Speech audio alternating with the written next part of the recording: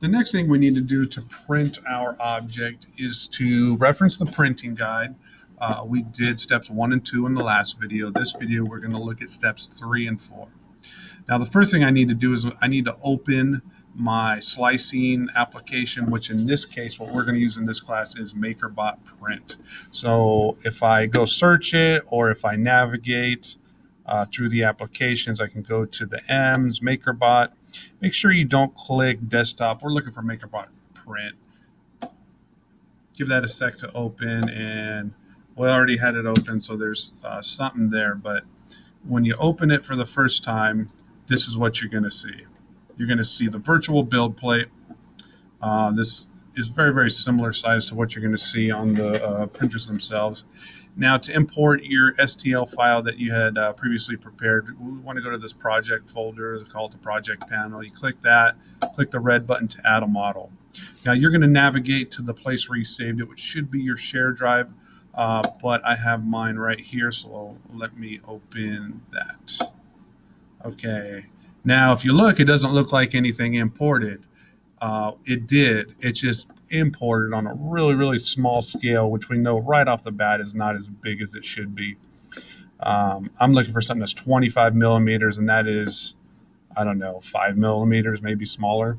And I even get a warning right here. It says models very small. So this is a really good indication that I've got to change some aspects to it. The first thing I want to look at is this model info here. It is likely that the units are kind of having an issue. So if I play with those a little bit, I can change from millimeters to centimeters, and voila, it now looks the right size. So essentially it was 10 times smaller than it should have been. The units in the model info fix that right up. Now, go back and reference your printing guide. This is something you're going to want to reference frequently until you get the whole process down. Step 3 we did. Let's look at step 4. We're going to have to look at all the parameters, and one of the most important things here is to set the correct printer. We have several printers in this class, and we have to export the file specifically for certain printers. Now, the printer we have the most of is well, let me back up here. So when you add a printer, you're going to open this box, click the red button. Now, none of our printers are networked, so what we're going to do is the thumb drive shuffle. So you're going to need this add an unconnected printer. Now, this gives you the option of all the different printers that MakerBot makes. We do have some of the methods. We'll get into those later for more advanced projects. We have one of the fifth gen replicators, and that is actually named 0. That it's number 0, and this is one we're going to use the most, which is the Replicator Plus. We have several of those, 5 to be specific. All right, so once I have that selected, I can go ahead and close that down. It'll stay right here, letting me know which printer I'm working for.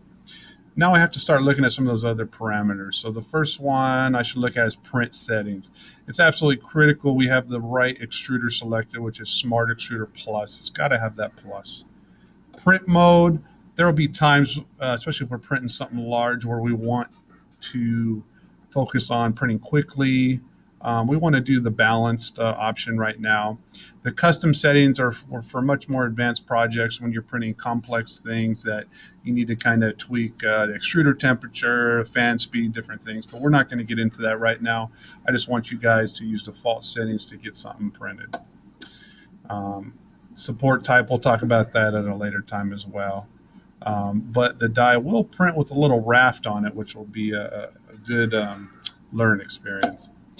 When you click on arrange here, a lot of times you can see that I could probably fit 20 of these die onto one board. When I start having multiple things here is when I have to use the arrange button. It allows me to move it around and keep space between objects on the build plate.